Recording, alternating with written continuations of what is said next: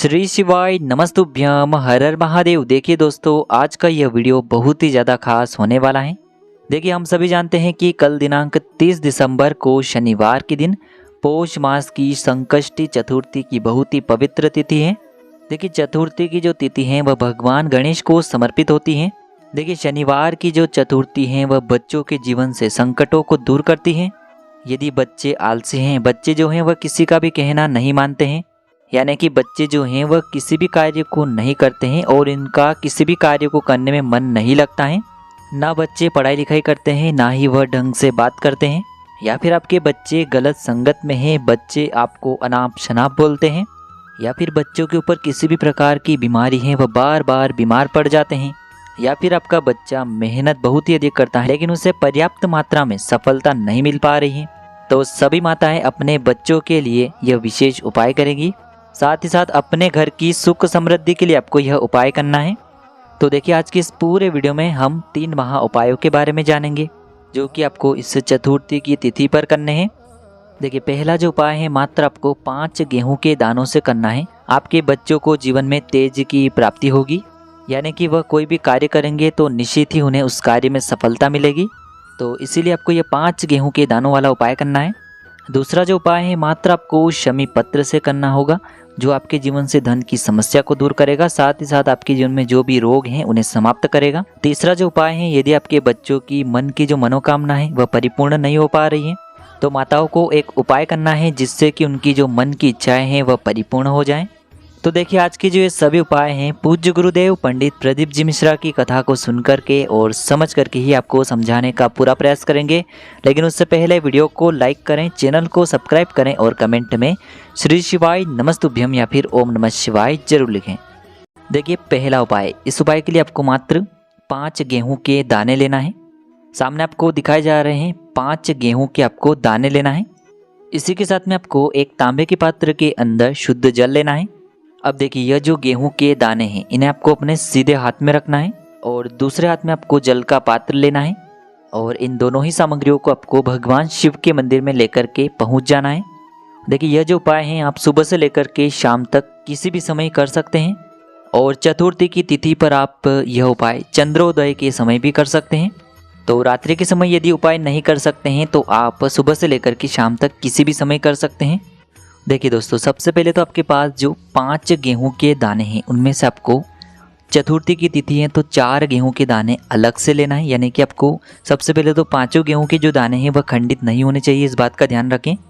अब देखिए दोस्तों, सबसे पहले तो आपको 4 गेहूं के दाने अपने सीधे हाथ में रखना है और आपको ओम गण गणपते नमः या फिर ओम श्री गणेशाय नमः इस मंत्र का आपको जाप करना है और आपको 4 गेहूं के दानों को थोड़ा सा गीला कर लेना है जल से, क्योंकि सूखी चीज़ें हम कभी भी अर्पित नहीं करते हैं। तो 4 गेहूं के दानों को आपको थोड़ा सा गीला कर लेना है। अब देखिए, यह जो 4 गेहूं के दाने हैं इन्हें आपको शिवलिंग पर सीधे तरफ जहां गणेश जी का स्थान होता है, यानी कि जहां गणेश जी विराजमान होते हैं वहां पर आपको ये 4 गेहूं के दाने समर्पित कर देने हैं। देखिए, जब भी आप ये 4 गेहूं के दाने समर्पित करेंगे तब आपको यही प्रार्थना करनी है कि मेरा जो यह बच्चा है यह मेरी बात मानने लगे, यह मेरी बात सुने और इसका जो भी कार्य प्रारंभ नहीं हो पा रहा है वह प्रारंभ हो जाए और इसे अपने हर कार्य में सफलता प्राप्त हो। यह मेहनत बहुत अधिक करता है लेकिन इसे पर्याप्त धन की प्राप्ति नहीं हो पा रही है, तो इसकी जो यह मेहनत है यह सफल हो। यह पढ़ता नहीं है तो इससे बुद्धि, ज्ञान और विवेक की प्राप्ति हो। इस प्रकार से कामना करते हुए यह जो 4 गेहूं के दाने हैं आपको शिवलिंग पर भगवान गणेश जी वाले स्थान पर समर्पित कर देने हैं। अब दोस्तों, आपके पास जो तांबे के पात्र के अंदर शुद्ध जल है उसमें से थोड़ा सा जल आपको भगवान गणेश जी वाले स्थान पर समर्पित कर देना है। मात्र आपको थोड़ा सा जल ही समर्पित करना है। अब दोस्तों, बाकी जो शेष जल बचा हुआ है उसमें आपके पास अभी भी 1 गेहूं का दाना और बचा हुआ है, तो उसे आपको उस पात्र के अंदर डाल देना है, यानी कि तांबे के पात्र के अंदर आपको ये जो 1 गेहूं का दाना है इसे भी डाल देना है। अब इस जल को आपको भगवान शिव की शिवलिंग पर श्री शिवाय नमस्तुभ्यम इस मंत्र का जाप करते हुए धीरे धीरे समर्पित कर देना है। बस आपको इतना सा उपाय करना है, आपकी जो भी मनोकामना होगी अपने बच्चों से जुड़ी हुई वह निश्चित रूप से परिपूर्ण होगी। देखिए, यदि आपकी बच्चों की कोई भी समस्या है तो उसे आपको बोल देना है, या फिर कोई भी मनोकामना है जो परिपूर्ण नहीं हो पा रही है तो उसे आपको बोल देना है। तो विशेषकर ये उपाय आपको अपने बच्चों के लिए ही करना है। तो इस प्रकार से आपको ये सुंदर सा उपाय इस चतुर्थी की तिथि पर कर लेना है। अब दोस्तों हम जान लेते हैं दूसरे विशेष उपाय के बारे में। देखिए इस उपाय के लिए आपको मात्र 9 शमी पत्र ले लेने हैं। देखिए शमी पत्र भगवान गणेश को बहुत ही अधिक प्रिय होते हैं और चतुर्थी की तिथि पर जब भी हम शमी पत्र अर्पित करते हैं तो इससे भगवान गणेश भी प्रसन्न होते हैं, भगवान शिव भी प्रसन्न होते हैं। अब देखिए इसी के साथ में आपको एक दीपक लेना होगा। दीपक आप माटी का भी ले सकते हैं और शुद्ध आटा मढ़कर उसका भी तैयार कर सकते हैं। दीपक में आपको गोल बाती का प्रयोग कर लेना है और इस दीपक में आपको शुद्ध घी का प्रयोग करना है। अब देखिए ये शमी पत्र और ये जो दीपक हैं इन्हें आपको भगवान शिव के मंदिर में लेकर के पहुंच जाना है। गुरुजी ने बताए हैं कि यह उपाय आप सुबह से लेकर के शाम तक किसी भी समय में कर सकते हैं। देखिए आपके पास 9 शमी पत्र हैं तो उनमें से जो 5 शमी पत्र हैं उन्हें आपको एक एक करके भगवान शिव के शिवलिंग के सीधे तरफ जो गणेश जी का स्थान होता है वहाँ पर आपको ये 5 शमी पत्र शिवलिंग के सीधे तरफ गणेश जी वाले स्थान पर समर्पित कर देने हैं और प्रत्येक बार आपको श्री गणेशाय नमः इस मंत्र का जाप कर लेना है। अब देखिए आपके पास अभी भी 4 शमी पत्र और बचे हुए हैं। इन 4 में से 3 शमी पत्र आपको भगवान शिव की शिवलिंग पर अर्पित कर देना है और 11 बार आपको श्री शिवाय नमस्तुभ्यम या फिर ओम नमः शिवाय इस मंत्र का जाप कर लेना है।